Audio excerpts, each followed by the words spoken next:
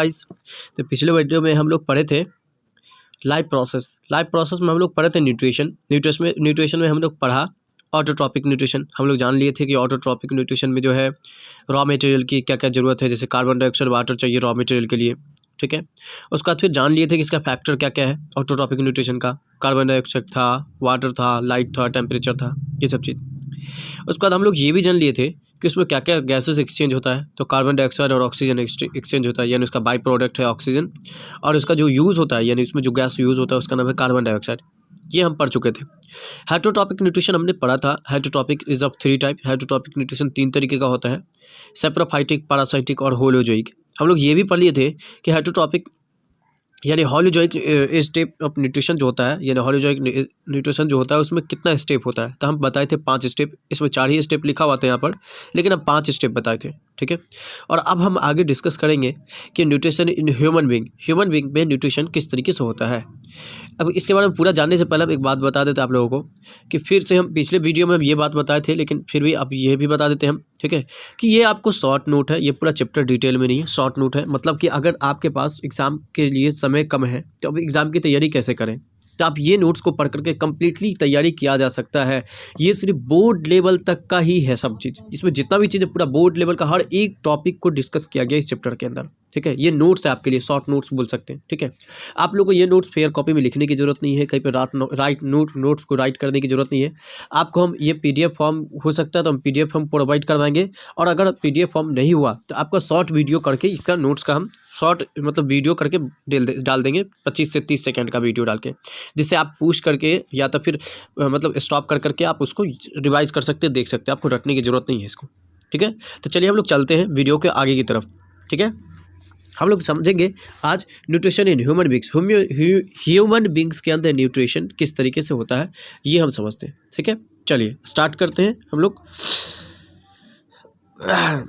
Nutrition जो human beings के अंदर होता है, सबसे पहली बात उसके बारे में हम डिस्कस करने से पहले ये बता देते हैं कि एलिमेंट्री कैनाल को ही यानी एलिमेंट्री कैनाल क्या होता है ये हम डिस्कस करना जरूरी है, ठीक है। देखिए हम लोग जितना भी खाना खाते हैं, फूड खाते हैं, तो वो जाता कहाँ है, तो एक पाइप में जाता है जिसको हम लोग बोलते हैं फूड पाइप। इसी को हम लोग ऑसोफेगस के नाम से जानते हैं, ठीक है।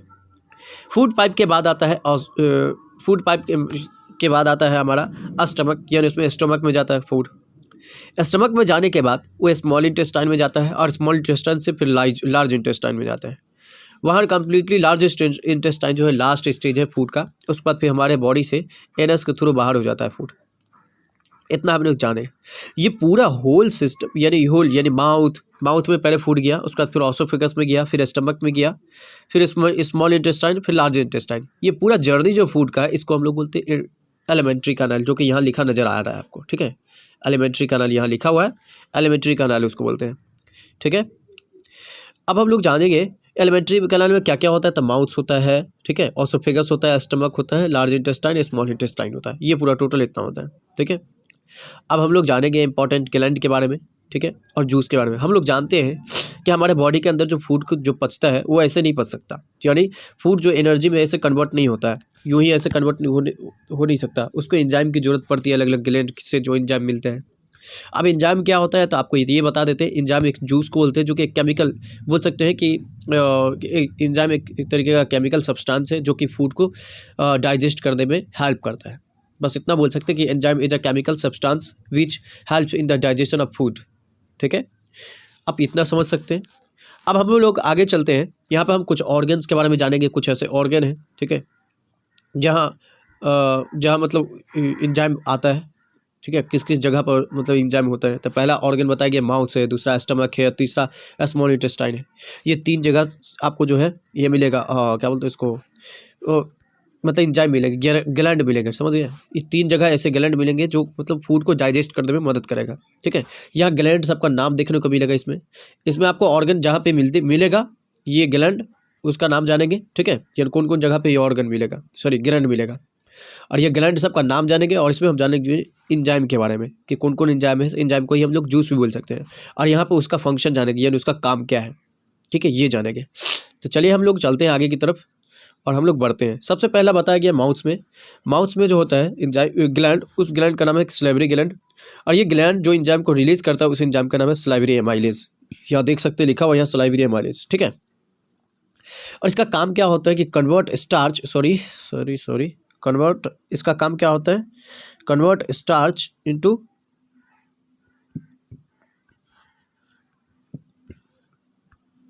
इसका काम क्या होता है, कन्वर्ट स्टार्च इनटू शुगर। ये स्टार्च को शुगर में कन्वर्ट कर देता है।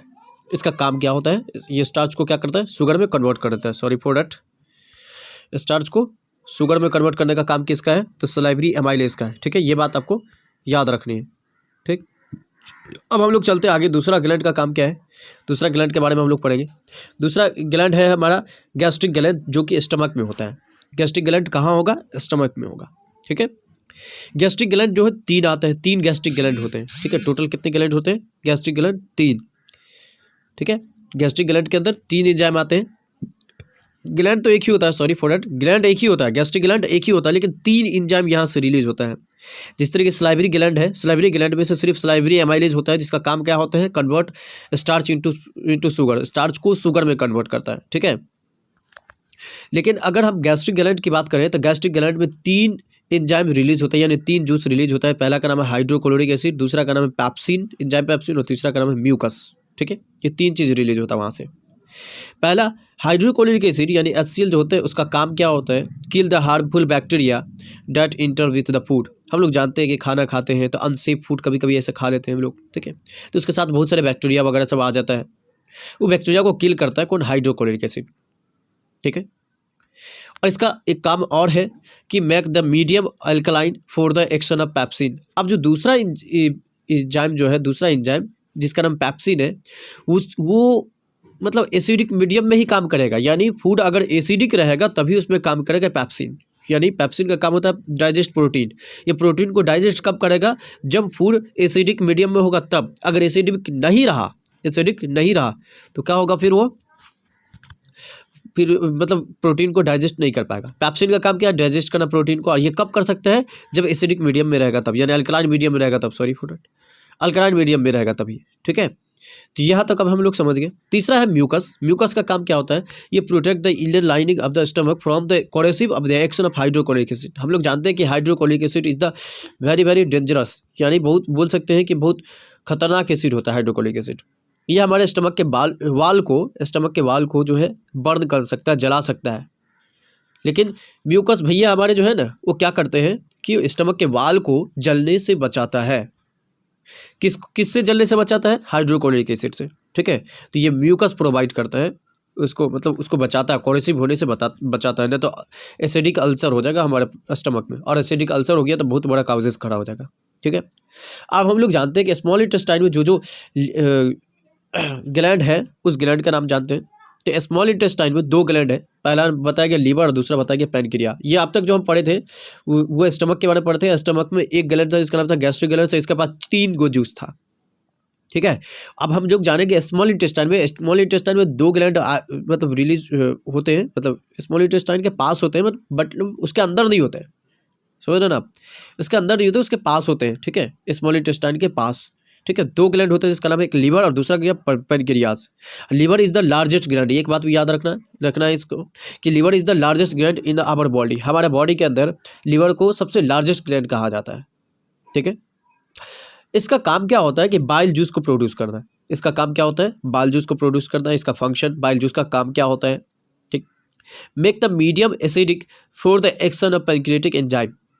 समझ में आ गया आप लोगों को, मेक द मीडियम एसिडिक, यानी ये एसिडिक मीडियम बनाता है for the action of pancreatic enzyme, कि ताकि पैनक्रियाटिक एंजाइम जो है इस पर काम कर सके। यानी पैनक्रियाज से जो पैनक्रियाटिक एंजाइम आएगा या पैनक्रियाटिक माइलेज जो भी आएगा, उसका काम क्या होता है कि वो वर्क कर सके। ठीक है, नेक्स्ट बात आ गया break down the large fat, यानी फैट को भी ये पचाता है। ठीक है, दूसरा काम क्या है कि फैट को पचाएगा, ये फैट्स को तोड़ेगा। Molecule to the smaller global molecule enzyme can act upon them. ठीक है, चलिए, ये फैट को पचाने में काम करता है बाइल जूस। ठीक है, और दूसरा क्या बताया गया, makes the acidic medium for the action of pancreatic. यहाँ पे अल्कलाइन हो गया था, यहाँ क्या कर दिया था, अल्कलाइन बना दिया गया था, और यहाँ पे क्या बनाएगा, ये एसिडिक बनाएगा। चलिए, अब आगे जानते हैं हम लोग। दूसरा नेक्स्ट अब दूसरा एंजाइम है, पहला लीवर हम लोग पढ़ लिए, दूसरा पैनक्रियाज पढ़े हैं। पैनक्रियाज जो प्रोड्यूस करता है जो जूस, जो एंजाइम, उसका नाम है पैनक्रियाटिक जूस, यानी पैनक्रियाटिक एमाइलेज। ठीक है, पैनक्रियाटिक एमाइलेज क्या करता है कि कन्वर्ट कार्बोहाइड्रेट टू ग्लूकोज, ये कार्बोहाइड्रेट को ग्लूकोज में कन्वर्ट कर देता है। पैनक्रियाटिक एमाइलेज क्या करता है, कार्बोहाइड्रेट को ग्लूकोज में कन्वर्ट कर देता है, ठीक है। पैनक्रियाटिक एमाइलेज की आप बात बताते हैं। पैनक्रियाटिक जूस जो 3 तरीके, पैनक्रिया 3 जूस प्रोड्यूस करता है, जिसका नाम है पैनक्रियाटिक जूस, ठीक है। और तीनों जूस को अलग अलग नाम है, जैसे पैनक्रियाटिक एमाइलेज, ठीक है। उसका है पैनक्रियाटिक टाइपसिन और लाइपेज, ठीक है, लाइपेज है। तो ये एमाइलेज का काम क्या होता है, पैनक्रियाटिक एमाइलेज का, कि कार्बोहाइड्रेट को ग्लूकोज में कन्वर्ट कर देता है। टाइपसिन का काम क्या होता है, कन्वर्ट कर देता है प्रोटीन को अमाइनो एसिड में, ठीक है। Convert protein into proteins two amino acid में कन्वर्ट कर देता है। लाइपेज का काम क्या होता है, the converts fat into the fatty acid and glycerol, fats को फैटी एसिड और ग्लाइसरोल में कन्वर्ट करने का काम होता है लाइपेज का। अगर आप लोगों को कुछ भी समझने में किसी भी तरीके का कोई दिक्कत है तो आप हमें कमेंट करें, और अदरवाइज आप इस जो मतलब आप देख रहे हैं, जो चीज़ नहीं समझ में आया तो उसको दोबारा रिपीट कर सकते हैं आप लोग, फिर से दोबारा पॉज करके फिर से बैक जा करके समझ सकते हैं। अगर आप लोगों को लगता है कि हम थोड़ा स्पीड कर रहे हैं तो आप स्पीड स्लो भी कर सकते हैं। अगर आपको लगता है कि थोड़ा स्लो बोल रहे हैं तो आप स्पीड कर सकते हैं। अगर जो टॉपिक आपका क्लियर है तो आप स्किप भी कर सकते हैं, डोंट माइंड, आप स्किप कर सकते हैं इसको, ठीक है। अगर आप लोगों को लगा है कि हम अच्छा मतलब कंटेंट दे रहे हैं तो आप दूसरे को शेयर भी कर सकते हैं, जिससे दूसरे का भी भला हो सके भाई, कि दूसरा भी अपना मतलब अपना तैयारी अच्छे से कर सके और बोर्ड में अच्छा मार्क्स उतार सके। अब तक जो हमने क्लियर किया वो न्यूट्रिशन इन प्लांट्स और nutrition in animals. Nutrition in plants में हम लोग जाने कि ऑटोट्रॉपिक न्यूट्रिशन होता है, और न्यूट्रिशन इन एनिमल जो होता है वो हेटरोट्रॉपिक होता है। हेटरोट्रॉपिक में भी 3 तरीके का न्यूट्रिशन पढ़े हम लोग, सैप्रोफाइटिक, पैरासाइटिक, होलोजोइक। और इंसान के अंदर जो न्यूट्रिशन होता है वो भी हम लोग पढ़े, वो होलोजोइक न्यूट्रिशन होता है, ठीक है। अमीबा भी होलोजोइक न्यूट्रिशन लेता है, और ये हम होलोजोइक न्यूट्रिशन के बारे में हम पूरा पढ़े, ठीक है। और न्यूट्रिशन इन ह्यूमन बींग्स के अंदर की जितना भी ग्लैंड्स था, सारे ग्लैंड्स के बारे में पूरी जर्नी हम लोग यहाँ पे पढ़े, पूरा क्लियर किया, ठीक है। इसका जो है साफ क्लियर नोट हम बता चुके हैं कई बार कि आपको प्रोवाइड हो जाएगा, नीचे डिस्क्रिप्शन में जाइएगा, डिस्क्रिप्शन में आपको पूरा साफ नोट्स मिल जाएगा, ठीक है। चलिए अब हम लोग चलते हैं आगे, ठीक है। न्यूट्रिशन को छोड़ करके अब हम लोग रिस्पिरेशन की तरफ चलते हैं। न्यूट्रिशन क्या है ये क्लियर हो गया, अब रिस्पिरेशन हम लोग समझेंगे, ठीक है। देखिए अब रिस्पिरेशन का डेफिनेशन यहाँ पर हम नहीं लिखे हैं। रिस्पिरेशन के डेफिनेशन वैसे एकदम ईजी है, ठीक है, आसान है। अगर आप लोग चाहें तो खुद भी देख सकते हैं, गूगल सर्च कर सकते हैं रिस्पिरेशन के डेफिनेशन। तो जो चीज़ इजी है उस चीज़ को हम नहीं डालें यहाँ पर, ठीक है। हालांकि डालना चाहिए, मेरी मिस्टेक है, ठीक है। एक्चुअली हम लोग चाह रहे हैं कि ज़्यादा लंबा वीडियो नहीं हो, लेकिन क्या ये चैप्टर जो है ना बहुत लंबा है, बहुत लेंदी है। सो लंबा अगर हम कितनों भी चाहें कि ना हो तो ये तो होना अनिवार्य होगा ही होगा, ठीक है। चलिए अब हम लोग चलते हैं एरोबिक रिस्पिरेशन और एनारोबिक रिस्पिरेशन। उससे पहले ये समझ लीजिए कि रिस्पिरेशन होता क्या है, बता देते हैं। जिस तरीके से न्यूट्रिशन एक लाइफ का प्रोसेस था कि खाना खाना एकदम ज़रूरी है, इंपॉर्टेंट है फूड लेना, नहीं तो एनर्जी नहीं मिलेगा, ठीक है। तो देखिए एक बात बताते हैं कि खाना तो हम खा लेते हैं, ठीक है, यानी फूड तो हम ले लेते हैं, इन टेकिंग ऑफ फूड का डाइजेशन भी हो जाता है, लेकिन डाइजेशन प्रॉपर डाइजेशन होने के लिए ऑक्सीजन का होना ज़रूरी है हमारे बॉडी में, वरना फूड प्रॉपर तरीके से डाइजेस्ट नहीं हो पाएगा। समझ में आ गया आप लोगों को? यानी फूड का प्रॉपरली डाइजेस्ट होना, यानी फूड को एनर्जी में कन्वर्ट होना, ठीक है, ये पूरी तरीके से जो होगा तो उसमें ऑक्सीजन की ज़रूरत पड़ेगी तो पड़ेगी। यानी respiration is the process of life in which food is completely break down and convert into the energy. या सीधा डायरेक्ट हम बोल सकते हैं कि respiration is the process of life in which food is convert into the energy, ठीक है। ये हम बोल सकते हैं, ये डेफिनेशन बोल सकते हैं। आप लोग चाहें तो लिख सकते हैं कि respiration is the process of life in which food is convert into the energy, ठीक है। चलिए अब हम लोग समझते हैं नेक्स्ट। रिस्पिरेशन का 2 टाइप्स होता है, पहला एनारोबिक है और दूसरा है एरोबिक है और एनारोबिक है। इसमें समझ लीजिए कि इसमें ऑक्सीजन का होना बहुत ज़रूरी है, बहुत बहुत ज़रूरी है, बहुत ज़्यादा इंपॉर्टेंट है। अगर ऑक्सीजन नहीं होगा तो इसमें ऑक्सीजन अगर नहीं होगा तो ये प्रोसेस होगा ही नहीं होगा। अगर इसमें रिस्पिरेशन इसमें अगर ऑक्सीजन नहीं होगा तो ये प्रोसेस नहीं होगा, सॉरी फॉर डैट। चलिए तो इसमें मतलब ये वाला रिस्पिरेशन को, एरोबिक रिस्पिरेशन को होने के लिए ऑक्सीजन का होना बहुत ज़रूरी है। इसमें ऑक्सीजन नहीं होना, यानी इसमें ऑक्सीजन नहीं रहता है, ठीक है, और इसमें ऑक्सीजन होता है, ठीक है। इसमें ऑक्सीजन का प्रेजेंस होना जरूरी है, इसमें नहीं रहता है ऑक्सीजन। तो ऑक्सीजन के प्रेजेंस में जो रिस्पिरेशन होता है उसको बोलते हैं हम लोग एरोबिक रिस्पिरेशन, यानी इसमें ऑक्सीजन प्रेजेंट होता है, समझ रहे हैं आप, और इसमें एब्सेंट होता है। चलिए अब हम लोग चलते आगे। It take place in presence of oxygen, ये एरोबिक रिस्पिरेशन, यही पहला लाइन यही बताया गया है, और it absence take place in oxygen, यानी ये जो होगा एब्सेंस में होगा ऑक्सीजन का और ये प्रेजेंस में होगा। In product carbon dioxide and water, इससे जो चीज़ निकलेगा, यानी ये रेस्पिरेशन से जो इन प्रोडक्ट निकलता है उस प्रोडक्ट का नाम है कार्बन डाइऑक्साइड एंड वाटर, ठीक है। और इसमें क्या होता है, इथेनॉल होता है, कार्बन डाइऑक्साइड होता है, ठीक है। इसमें कार्बन डाइऑक्साइड वाटर होता है, इसमें एथेनॉल और कार्बन डाइऑक्साइड होता है, ठीक है। इसमें पूरी तरीके से एनर्जी, बहुत ज़्यादा एनर्जी मिलता है इसमें एरोबिक रेस्पिरेशन से, इससे बहुत कम एनर्जी मिलती है। थर्ड पॉइंट में देख सकते हैं आप, लिखा हुआ है लेस एनर्जी इज रिलीज्ड।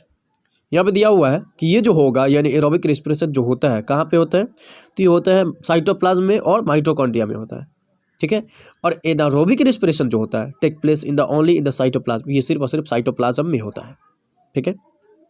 चलिए नेक्स्ट हम लोग जानेंगे कि complete oxidation of glucose take place यानी पूरी तरीके से मतलब क्या बोलते हैं कि फूड डाइजेस्ट हो सकता है, बोल सकते हैं हम लोग। और ये इनकम्प्लीट ऑक्सीडेशन ऑफ ग्लूकोज, यानी पूरी तरीके से इसमें ग्लूकोज नहीं बनता है और इसमें पूरा अच्छे तरीके से ग्लूकोज बनता है।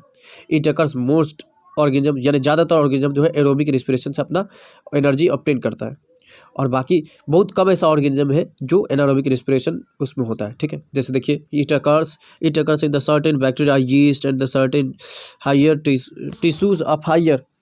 Tissue of higher organism. Example in human during the vigorous exercise when the demand of the oxygen is more than the supply, muscles cells respire anaerobically for some time। देखिए एक बात बता रहा आपको, जब इंसान अलग अलग तरीके की एक्टिविटीज़ करता है ना, जैसे रनिंग, प्लेइंग, ठीक है, और साइकिलिंग वगैरह सब जो करता है इंसान, तो उसमें बहुत ज़्यादा एनर्जी की ज़रूरत पड़ती है, बहुत ज़्यादा रिक्वायरमेंट की ज़रूरत पड़ती है। इसलिए इंसान का जो होता है रेस्पिरेटरी रेट जो होता है बहुत ज़्यादा हाई हो जाता है। हम लोग जानते हैं कि एक मिनट में इंसान 16 से 18 दफ़ा सांस लेता है, लेकिन जब इंसान हेवी एक्सरसाइज करता है तो उसमें क्या होता है कि रेस्पिरेटरी रेट बढ़ जाता है। रेस्पिरेटरी रेट बढ़ने के बावजूद भी क्या होता है कि कभी कभी ऑक्सीजन पूरी तरीके से हमारे बॉडी के अंदर जिस तरीके से जितना रिक्वायरमेंट होता है उतना नहीं आ पाता है रेस्पिरेटरी रेट में। तो उस कंडीशन में क्या होता है कि जब ऑक्सीजन पूरी तरीके से हमारे बॉडी में नहीं पहुंच पाता है, तो वो जो हमारे बॉडी का मसल्स है या हमारे बॉडी का जो पार्ट्स है जहाँ पे ऑक्सीजन नहीं पहुंच पा रहा है उस टाइम इंस्टेंटली, तो वो बिना ऑक्सीजन के अपना वर्क करना शुरू कर देता है। समझ में आ गया? तो उस कंडीशन में एनारोबिक रेस्पिरेशन वहाँ पे होता है। बात समझ में आ गया? यानी इंसान के अंदर भी एनारोबिक रेस्पिरेशन होता है तो होता है, ठीक है।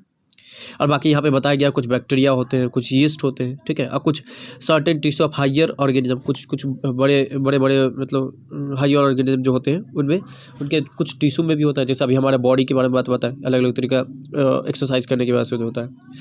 देखिए इसका इक्वेशन बताइए 7वें नंबर पर, देखिए 7 नंबर में लिखा हुआ है यहाँ पर इक्वेशन के बारे में। इसका इक्वेशन क्या होता है, ग्लूकोज पारुवेट, ठीक है, पार्विक एसिड भी बोल सकते हैं।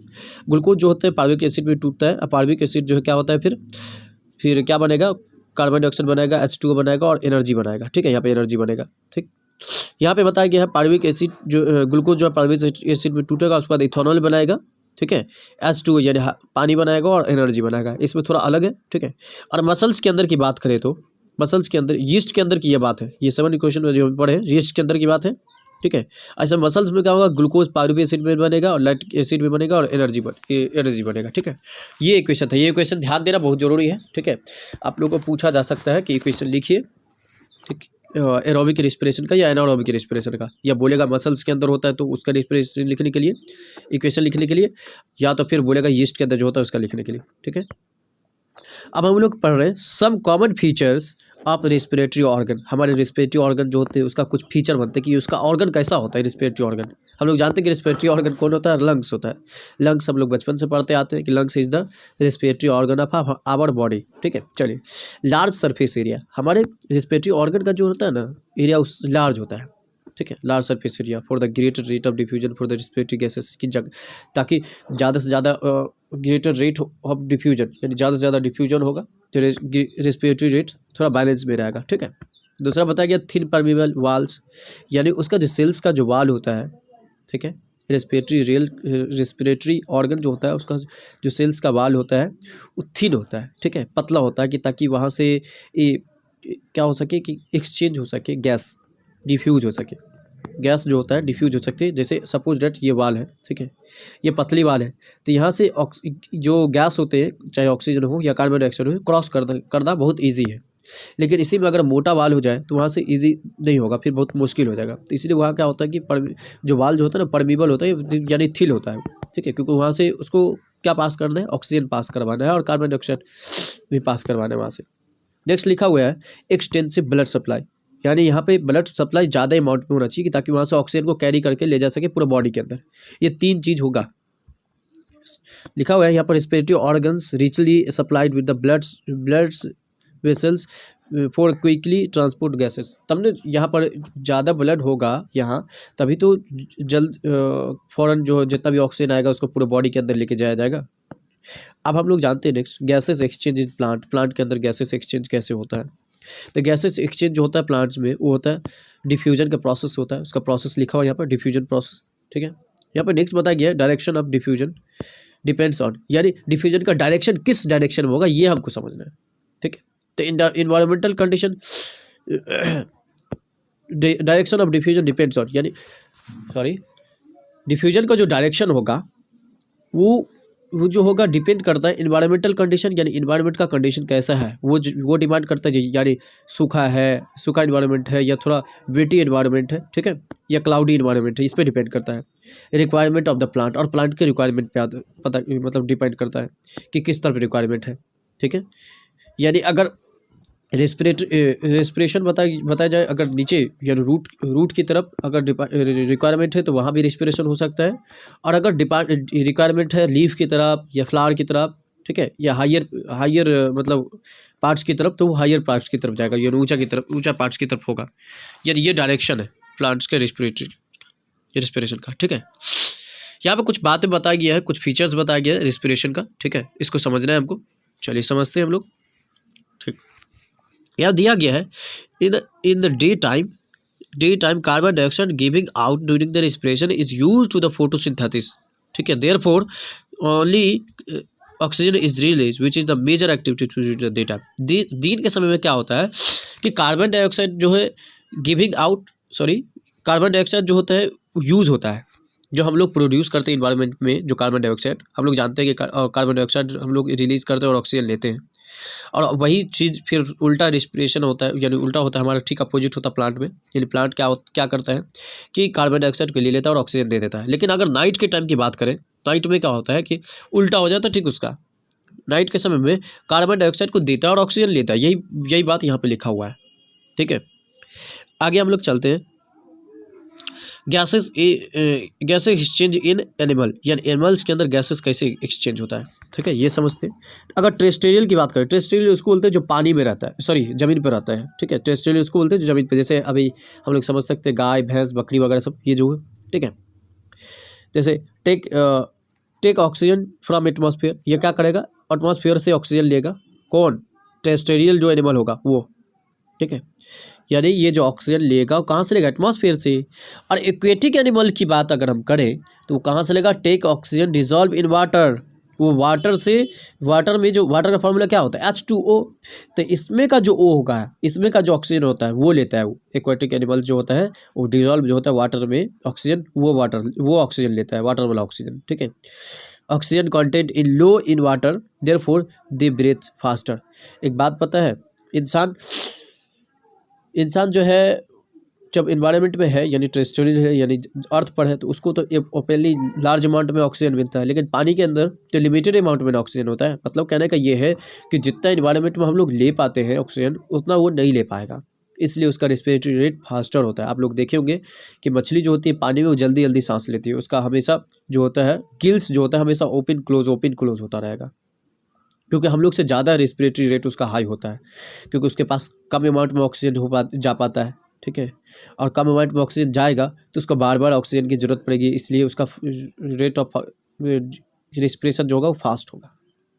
अब हम लोग समझते हैं ह्यूमन रेस्पिरेटरी सिस्टम। क्या समझेंगे हम लोग, ह्यूमन रेस्पिरेटरी सिस्टम, यानी रेस्पिरेटरी सिस्टम अब तक जो हम पढ़े थे वो कॉमन बात पढ़े थे, लेकिन अब हम पढ़ेंगे ह्यूमन रेस्पिरेटरी सिस्टम, ठीक है। यानी ह्यूमन के अंदर रेस्पिरेशन कैसे होता है ये जानते हैं अब हम लोग, ठीक है। अब तक हम लोग जो पढ़े रेस्पिरेटरी सिस्टम का 2 टाइप्स होता है, एनारोबिक रेस्पिरेशन होता है, ठीक है। उसके बाद हम पढ़े कि प्लांट्स के अंदर जो रेस्पिरेशन होता है वो किस तरीके से होता है, मतलब डे के टाइम में क्या होता है, नाइट के टाइम में क्या होता है। फिर हम ये समझे कि गैसेस एक्सचेंज जो होता है एनिमल्स में टेरेस्ट्रियल में कैसा होता है, एक्वेटिक में कैसा होता है। तो एक्वेटिक में हम लोग पढ़े को पानी में जो डिजॉल्व होता है ऑक्सीजन उससे लेता है, ठीक है, और उसका रेट ऑफ डिफ्यूजन फास्ट होता है, ठीक है, यानी रेट ऑफ रेस्पिरेशन जो होता है, ब्रीदिंग रेट जो फास्ट होता है। अब हम ह्यूमन रेस्पिरेटरी सिस्टम के बारे में बात कर रहे हैं। ह्यूमन रेस्पिरेटरी सिस्टम में एक्सटर्नल नॉस्ट्रिल होता है। एक्सटर्नल नॉस्ट्रिल मतलब बोले तो ये नाक का जो बाहर का हिस्सा जो होता है वो एक्सटर्नल नॉस्ट्रिल कहलाता है। दो होल जो होता है नाक का, ठीक है, नोज़ का। नज़ल पैसेज होता है। नज़ल पैसेज यानी नाक का जो मतलब यानी नोज़ का जो रास्ता होता है उसके अंदर का इंटरनल पार्ट होता है उसको बोलते हैं नज़ल पैसेज, ठीक है। उसके बाद ट्रैकिया। ट्रैकिया कहाँ से स्टार्ट होता है, जहाँ से फूड पाइप और विंड पाइप जाकर के एक साथ जो जहाँ पर अटैच होता है वहाँ पर, ठीक है, ट्रैकिया। कोई दिक्कत? अब यहाँ पर आगे चलते हैं हम लोग। ब्रोनकाई, उसके बाद फिर ब्रोनकाई होता है, उसके बाद ब्रोनक्यूल्स होता है, उसके बाद फिर अल्वियोलाई होता है। अल्वियोलाई होता है पूरा टोटल लंग्स के अंदर जाकर के, लंग्स में होता है अल्वियोलाई। हम लोग बोल सकते हैं unit of lungs is alveoli, ठीक है, और unit of kidney is nephron. तो किडनी में हम बात करेंगे, लेकिन अल्वियोलाई के बारे में अभी यहाँ पे बहुत ज़्यादा चीज़ है। अगर हम बात करें, अगर पूछा जाए कि रेस्पिरेटरी सिस्टम में जो ह्यूमन रेस्पिरेटरी सिस्टम में कौन कौन सा पार्ट्स होता है, तो याद रखना होगा आपको external nostril, nasal passage, trachea, bronchi, bronchioles, alveoli. ये बात सब याद रखना बहुत इंपॉर्टेंट है, ठीक है। चलिए, ring of cartilage present in the throat, यानी ring of cartilage present in the throat is that the trachea air passage does not collapse when there is the less air in it। देखिए, आपको बताया जाए, air जो होता है ना, air का जो पाइप उसको बोलते हैं हम लोग ट्रैकिया। ये बात तो आपको शायद बचपन में भी पता हो या इससे पहले क्लास में भी आप पढ़े होंगे। एयर के पाइप को बोलते हैं ट्रैकिया। लेकिन वो ट्रैकिया जो होता है वो कार्टिलेज यानी हड्डी के टाइप का बना होता है, यानी हड्डी से बना होता है, इस तरीके से होता है, ठीक है, इस तरीके से। थोड़ा कर्व बना रहा है, टेढ़ा हो गया, लेकिन इस तरीके से होता है, और यहाँ से इंटर होता है एयर सब ये होकर के बीच से। तो क्या आपको ये पता है कि ये कार्टिलेज यानी बोन से क्यों बना होता है? हालांकि विंड पाइप की बात करें, सॉरी विंड पाइप बोल रहे हैं, फूड पाइप की बात करें तो फूड पाइप जो होता है मसल्स का बना होता है, सीधा इस तरीके से बना होता है, इस तरीके से, और इस तरफ से फूड पे पास होता है, ठीक है। तो सीधा साफ डिफरेंस है इस दोनों में, ये मसल्स का बना होता है और ये बोन का बना होता है, ये बोन का बना होता है और ये मसल्स का बना होता है। तो बात ये है कि अगर इसमें से एयर जो अगर पूरी तरह से यहाँ पर रोक दिया जाएगा एयर को, सपोज जिस टाइम एयर पास नहीं हो रहा है, तो क्या होगा, आपस में अगर ये मसल्स का बना होता है तो ये कोलैप्स हो जाता है, यानी सट जाता है आपस में, ठीक है। अगर ये सट जाता तो यहाँ से एयर फिर दोबारा निकलना बहुत मतलब मुश्किल हो जाता, यानी इम्पॉसिबल के इक्वल होता था। तो फिर इंसान मतलब का मसल्स कोलैप्स जो हो जाता, यानी जो विंड पाइप जो होता था वो कोलैप्स हो जाता। कोलैप्स जो हो जाता तो इंसान की डेथ भी हो सकती थी, ठीक है, क्योंकि एयर सांस नहीं लेने की वजह से। सो इसीलिए ये कार्टिलेज का बना होता है, ठीक है। आप देख सकते हैं फ्रंट पाइप जो है आपके मतलब नेक पर, गर्दन पर, फ्रंट आगे से, ठीक है। तो वो देखिएगा आप, वो कार्टिलेज का है, हड्डी का है, बोन का है, ठीक है। कार्टिलेज जो बोन है, तो बोन अलग अलग टाइप्स का होता है, लेकिन इसमें जो बोन बताया गया है वो कार्टिलेज बोन है, ठीक है। अब हम लोग चलते हैं नेक्स्ट, लंग्स के बारे में हम लोग पढ़ते हैं, ठीक है। लंग्स दिया हुआ है, it present in the thoracic cavity. कहाँ प्रेजेंट होता है लंग्स? थोरेसिक कैविटी में प्रेजेंट होता है। ये लोकेशन बोलेगा लिखने के लिए, हो सकता है। देखिए, इसमें जितने भी पॉइंट्स लिखा गया है बहुत सोच समझ के लिखा गया है और बहुत आइडियली लिखा गया है, ऐसे यूं ही नहीं तैयार किया गया है, ठीक है। चलिए, आप नेक्स्ट लिखा हुआ है, दे आर स्पॉन्जी, यानी लंग्स जो होते हैं स्पॉन्जी होते हैं, ठीक है। और कंसिस्ट ऑफ ब्रोनकाई, इसमें ब्रोनकाई होता है। लंग्स में क्या होता है? ब्रोनकाई होता है, ब्रोनक्यूल्स होता है और अल्वियोलाई होता है, सब एक साथ कनेक्टेड होता है, ठीक है। आप लंग्स का स्ट्रक्चर में जाकर के देख सकते हैं। अगर आपको ये नहीं समझ में आ रहा है कि ब्रोनकाई क्या है, ब्रोनक्यूल्स क्या है और अल्वियोलाई क्या है, तो आप जाइए गूगल पे सर्च कीजिए और उसमें सर्च कीजिए कि well level diagram of lungs, तो आपको ये चीज़ शो हो जाएगा क्या है क्या नहीं है स्ट्रक्चर, ठीक है। हम टाइम को सेव करने के लिए स्ट्रक्चर जो है नहीं दिए, फिगर सब नहीं दिए, वरना अगर फिगर देखते हैं तो और लंबा हो जाता है ये वीडियो, ठीक है। रेस्पिरेशन अकर इन 2 फेजेस, यानी रेस्पिरेशन जो होते हैं 2 फेजेस में अकर होते हैं, यानी होते हैं। पहला फेज में है external breathing which is a mechanical process, external breathing है। दूसरा इंटरनल ब्रीदिंग है, जिसको इंटरनल ब्रीदिंग में कहे सेलुलर रेस्पिरेशन बोलते हैं इसको, ठीक है। एक्सटर्नल ब्रीदिंग जो होते हैं उसको बोलते हैं मैकेनिकल प्रोसेस, और दूसरा क्या है? Cellular breathing respiration. हम लोग जानते हैं कि नाक से यानी नोज से इंटर किया एयर, नोज से इंटर करने तक से लेकर के अल्वियोलाई तक पहुंचा, ठीक है, वो हो गया एक्सटर्नल। और अल्वियोलाई से डिजॉल्व होकर के ब्लड्स में गया, ब्लड से फिर होकर के जहां हमारे बॉडी के सेल्स तक पहुंचा, वो सब इंटरनल रेस्पिरेशन कहलाता है। कौन सा रेस्पिरेशन कहलाता है? इंटरनल। तो यानी रेस्पिरेशन का 2 फेजेस आपको समझ में आ गया। अब मैकेनिज्म, अब ब्रीदिंग का अगर मैकेनिज्म की बात करें तो इट इंक्लूड्स, ब्रीदिंग में क्या क्या इंक्लूड होता है, क्या क्या शामिल होता है, तो इनहेलेशन होता है और एक्सहेलेशन होता है। ब्रीदिंग, ये ब्रीदिंग की सिर्फ हम बात कर रहे हैं। Breathing is not a respiration, समझ में आ रहा है? Breathing is not a respiration, लेकिन ब्रीदिंग रिस्पिरेशन का पार्ट, एक हिस्सा है ब्रीदिंग, ठीक है, बट रिस्पिरेशन नहीं है। तो ब्रीदिंग में क्या होता है, इनहेलेशन और होता है एक्सहेलेशन। मतलब इनहेलेशन, एक बार इनहेल और एक बार एक्सहेल, यानी एयर इन और एयर आउट, यही को ब्रीदिंग बोलते हैं। ये समझ में आ गया आप लोगों को? अब हम लोग समझते हैं एक्सचेंजेस ऑफ गैसेस, एक्सचेंज यानी गैस का जो एक्सचेंज होता है वो किस तरीके से होता है, कैसे होता है, ये समझते हैं हम लोग। यूनिसेलुलर ऑर्गेनिज्म, जितने भी यूनिसेलुलर ऑर्गेनिज्म होते हैं, यानी जो एक सेल के जो बने होते हैं, वो डिफ्यूजन के द्वारा होता है, उसमें गैस का एक्सचेंज। और अगर हम एनिमल की बात करें तो एज द लार्ज साइज और the body size is larger, diffusion is not enough, ठीक है, क्योंकि उसका बॉडी लार्जर है, बड़ा है, तो डिफ्यूजन प्रोसेस इनफ नहीं है, यानी डिफ्यूजन से उसका नहीं हो सकता प्रोसेस। यानी रिस्पिरेशन जो होता है गैस का एक्सचेंज, वो उसका बॉडी तो बड़ा है, तो डिफ्यूजन में तो बहुत स्लो प्रोसेस ना होता डिफ्यूजन, तो उस प्रोसेस से उसके बॉडी में न तो गैस का एक्सचेंजेज होगा, तो इंसान के साथ बहुत प्रॉब्लम होगा, यानी एनिमल के साथ बहुत ज़्यादा प्रॉब्लम होगा, इसलिए उसमें डिफ्यूजन नाम का प्रोसेस नहीं होता है रिस्पिरेशन के लिए। तो रेस्पिरेटरी पिगमेंट ऑल्सो रिक्वायर्ड, इसमें रेस्पिरेटरी पिगमेंट भी होता है, ठीक है, एनिमल्स में। और respiratory pigment human beings is haemoglobin.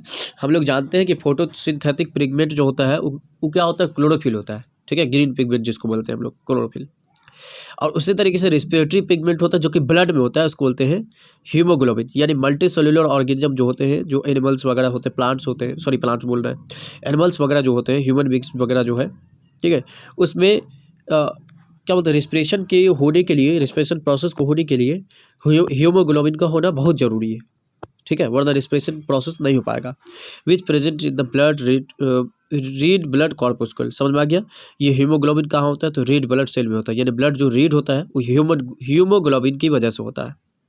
It has very high efficiently for oxygen, ये बहुत ज़्यादा जरूरी है ऑक्सीजन के लिए, ठीक है। उसके बाद बताया गया है carbon dioxide is more soluble in water than oxygen, ठीक है, क्या बोला गया है यहाँ पर, carbon dioxide is more soluble, ठीक है, कार्बन डाइऑक्साइड जो क्या है, ज़्यादा सॉल्यूबल है in water than oxygen, oxygen के मामले में, ठीक है। Get dissolve in blood and in third transport, ठीक है। उसके बाद क्या बोला गया है, ब्लड में यानी पहले जो होता है ऑक्सीजन जो आया अल्विलाई में आया, अल्विलाई से फिर क्या होता है कि ब्लड में मिक्स होता है, उसके बाद फिर हमारे पूरे बॉडी तक पहुंचता है, ठीक है। नेक्स्ट हम लोग आगे पढ़ेंगे ट्रांसपोर्टेशन। तो आज के लिए हम मतलब फ़िलहाल वीडियो यहीं ख़त्म करते हैं। अगर आप लोगों को ये अच्छा लगा हो तो वीडियो को शेयर, लाइक एंड सब्सक्राइब जरूर करें। बहुत मेहनत लगता है यार बनाने में किसी चीज़ को, ठीक है, और मेहनत ही नहीं बल्कि बहुत ज़्यादा कह सकते हैं कि दिमाग भी लगाना पड़ता है, बहुत ज़्यादा सोचना भी पड़ता है किस चीज़ को क्या कैसे करना है। सो मेरा मेहनत बेकार नहीं जाना चाहिए और आप लोग जो है सपोर्ट कीजिए, ठीक है। मानते हैं कि वीडियो लंबा हो चुका है, लेकिन क्या कर सकते हैं। अब अगले वीडियो में हम लोग पढ़ेंगे फंक्शन वगैरह सब पढ़ेंगे इसके बारे में, ठीक है, ट्रांसपोर्टेशन वगैरह। तो अब नेक्स्ट हमको लगता है एक और वीडियो में और कंप्लीट हो जाएगा ये चीज़, ठीक है, एक वीडियो और बनाएंगे तो ख़त्म हो जाएगा।